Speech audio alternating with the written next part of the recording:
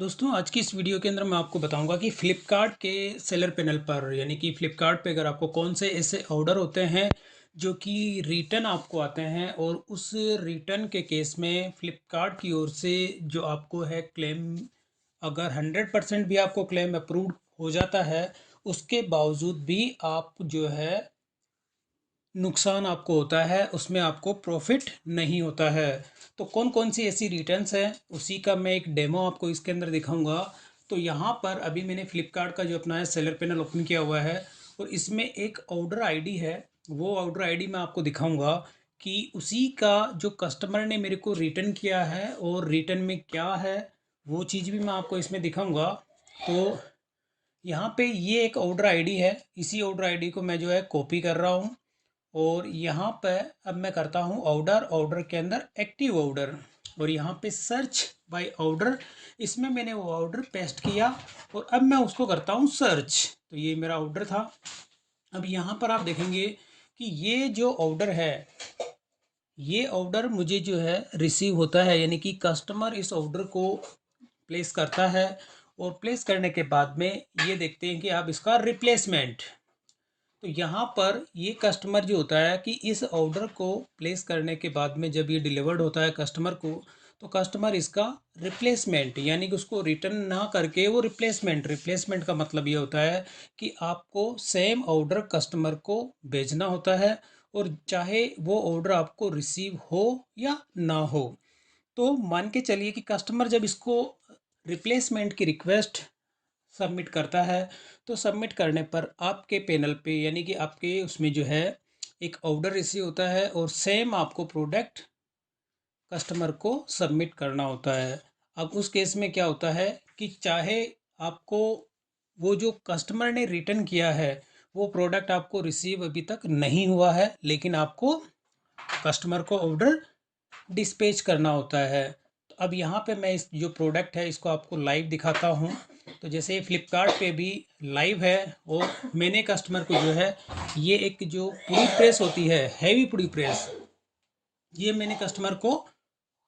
Dispatch किया था, यानी कि कस्टमर को मैंने भेजा। अब उसके बाद जब रिप्लेसमेंट होता है, अब रिप्लेसमेंट के अंदर क्या होता है कि मुझे वापस इसी चीज़ को दोबारा कस्टमर को भेजनी होती है। तो मैंने रिप्लेसमेंट के अंदर एक प्रोडक्ट यानी कि सेम यही चीज़ कस्टमर को मैंने डिस्पैच कर दी। अब करने के बाद में क्या होता है कि अब जब मुझे इसका रिटर्न रिसीव होता है, तो रिटर्न का मतलब ये होता है कि मुझे जो प्रोडक्ट अभी रिटर्न रिसीव हुआ है तो वो क्या रिसीव हुआ है वो चीज़ भी मैं आपको दिखा देता हूँ। तो मुझे जो रिटर्न रिसीव होता है वो एक रोम प्रोडक्ट, मैं आपको यहाँ पे दिखाता हूँ डाउनलोड्स के अंदर।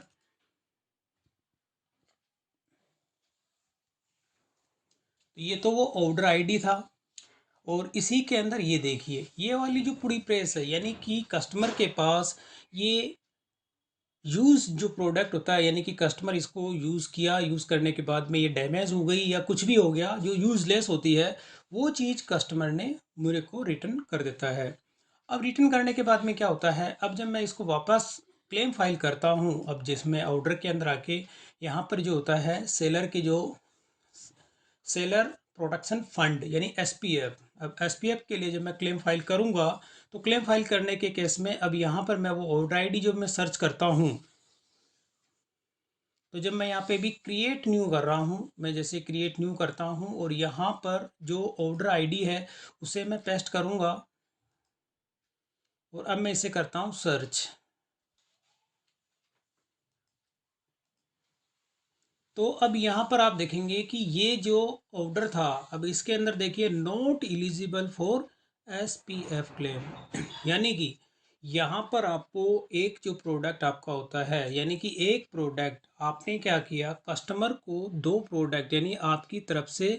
दो प्रोडक्ट कस्टमर के पास जाते हैं। जाने के केस में एक जो होता है आप यहाँ पे देखेंगे, एक ये वाला जो प्रोडक्ट है यानी कि जो स्टार्टिंग के अंदर आपने कस्टमर को जो सबमिट किया है उसके लिए आप जो है एलिजिबल नहीं है। यहाँ पर आप देखेंगे कि जब मैं इसको सर्च करता हूँ, ये जो ऑर्डर आईडी है, इसके अंदर ये वाला जो प्रोडक्ट था, यानी कि स्टार्टिंग के अंदर एक जो कस्टमर ने इसको रिटर्न इनिशिएट किया था, तो इसमें आपको फ्लिपकार्ट की ओर से क्लेम नहीं दिया जाएगा, क्योंकि ये आपका एलिजिबल नहीं है एसपीएफ के लिए। तो यहाँ पर एक लॉस तो आपको ये हो गया कि एक प्रोडक्ट आपका गया, कस्टमर ने नया प्रोडक्ट रख लिया और रखने के बाद में यूज़ प्रोडक्ट जो है आपको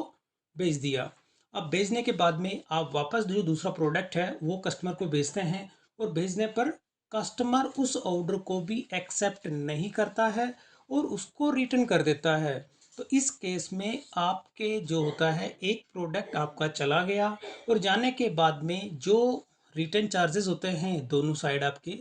इसमें आपको जो है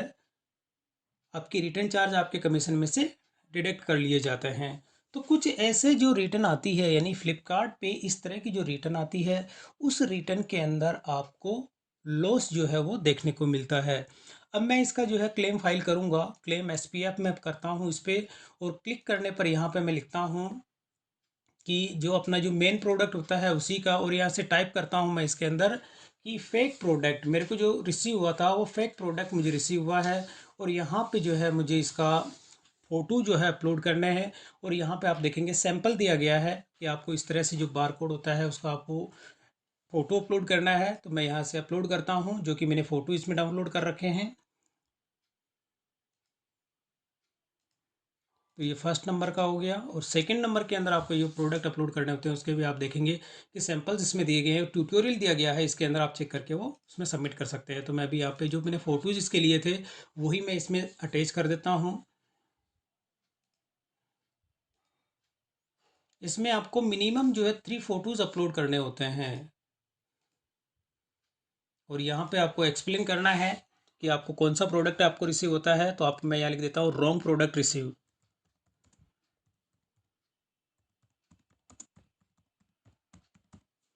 और मैं इसको कर देता हूँ सबमिट क्लेम।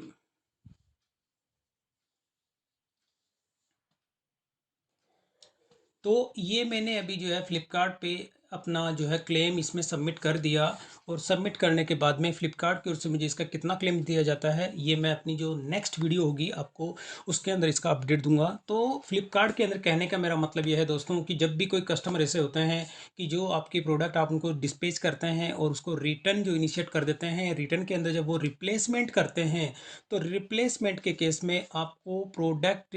चाहे रिसीव हो चाहे ना हो, लेकिन आपको कस्टमर को जो रिप्लेसमेंट होता है वो आपको टाइम से करनी होती है। अगर आप टाइम से नहीं करते हैं तो आपके कैंसिलेशन चार्ज आपको उसमें डिडक्ट किए जाते हैं, और इसके साथ ही आपका जो सेलर अकाउंट का जो होता है, अकाउंट हेल्थ होती है, उसका भी आप में इसमें इफेक्ट देखने को मिलता है। तो इस तरह से जो भी रिप्लेसमेंट आती है उसमें आपको जो है, यानी सेलर्स को जो है लॉस होता है, और लॉस के अंदर ये जो, और इसमें भी रॉन्ग प्रोडक्ट अगर आपको रिसीव होता है तो उस केस में आपको 100% आपको जो है, 100% में से अगर कुछ मान के चलिए कि अगर आपको 100% भी अगर फ्लिपकार्ट की ओर से इसमें क्लेम अगर अप्रूव किया जाता है, फिर भी आपको इसमें लॉस ही होता है। तो कुछ ऐसी रिटर्न होती हैं जिसके अंदर की सेलर्स को नुकसान होता है। तो दोस्तों इस तरह से आप अपना जो है सेफ्टी क्लेम, ये इसके जो अंदर होता है फ्लिपकार्ट के अंदर, आप फाइल करके और अपना जो है इसमें क्लेम अप्रूव करवा सकते हैं। तो दोस्तों वीडियो पसंद आए तो इसे लाइक और शेयर जरूर करें, और मेरे चैनल को सब्सक्राइब करना ना भूलें।